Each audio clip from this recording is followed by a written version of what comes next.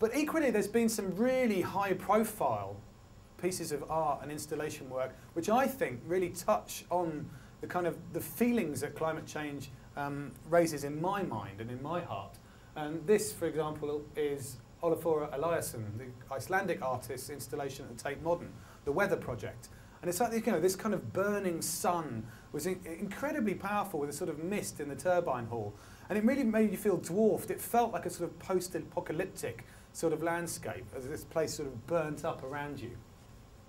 And equally, Rachel Whiteread's installation, and she incidentally went on the Cape Farewell expedition 2 years before she developed this, is, I think, you know, inspired by that Arctic experience. I mean, either that or it's a kind of Dougal and the Magic Roundabout mad sugar lump fantasy.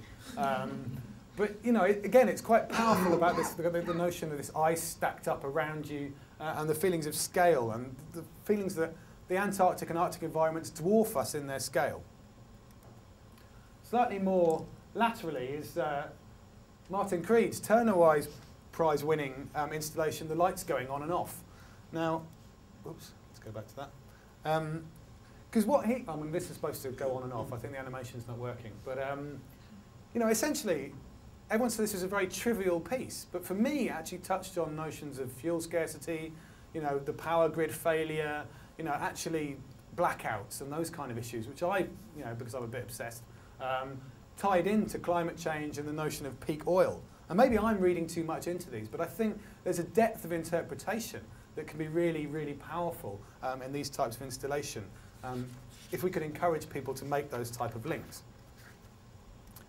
And I think, moving on from that point, often there are unintended consequences of pieces of art or art movements. And, you know, Constable painted the Haywain, for example, probably never intended to create an English landscape conservation movement. But that was undoubtedly one of the kind of the legacies of his artwork.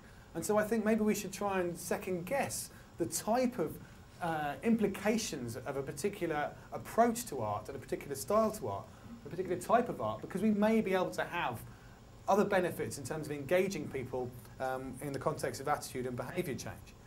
Because clearly we have a strong history of ecological art, whether it's the Andy Goldsworthy of this world, using, you know, natural materials and natural styles. And there's a beautiful accessibility about this, because we can all go down the beach or into the woods and have a go ourselves. And then you realise exactly how hard it is to be as good as Andy Goldsworthy. So I think, you know, we need to move away from the purity of perhaps this ecological approach, which very much celebrates the natural beauty of the world and touches on the point that one of you guys in the audience made about the separation of man and the natural and the artificial, and actually binding these up together in something which is truly cultural. And even the advertising world is starting to dip its toe into the pond. This is a diesel advert as part of their campaign, Global Warming Ready. So, you know, you've got the kind of snazzy guy in his tight white jeans walking his lizard, not walking his dog.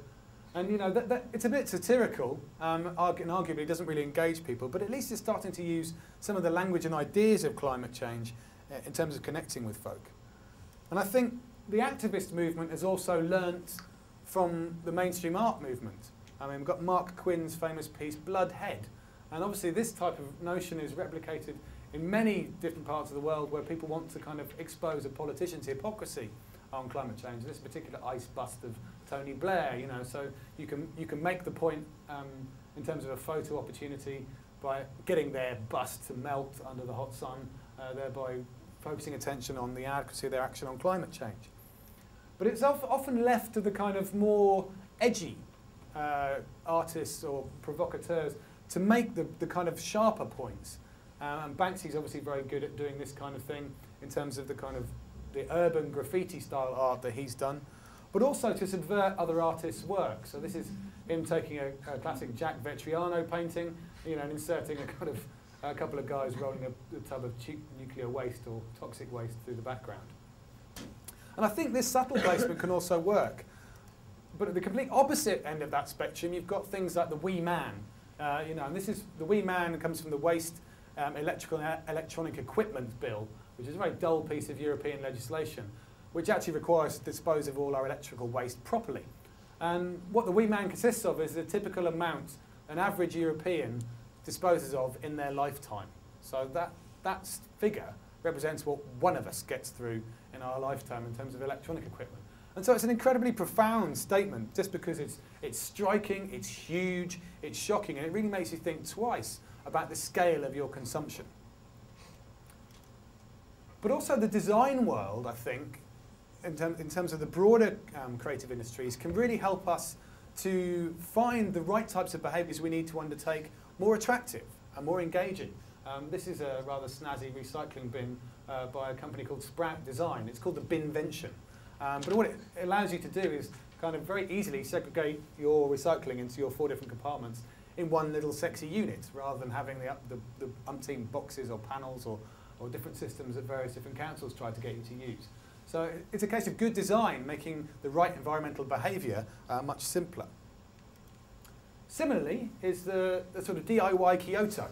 The DIY Kyoto is a live energy meter, which tells you how much electricity you're using at the moment. There's loads of these on the market now. The thing that sets the DIY Kyoto apart is its high design aspiration. This is the kind of thing you could have on the coffee table. You know, it's not something you want to hide away in the cupboard under the stairs. It's visible, it's sexy, and it's giving you a kind of environmental message. And I think, you know, this type of transparency around energy use allows you to start to engage in an era when actually energy profligacy might make you look like a bit of a wally. You know, if you're seen to be splurging or wasting your energy, it may be more challenging. Also, we've got online activism, which is allowing us to come up with lots of quirky and kind of comedic ways. This is from a website which is rather quaintly called FUH2, which is all around the Hummers. And you can't quite see it here, but this is actually made up of little photographs of everyone flicking the bird at Hummer drivers.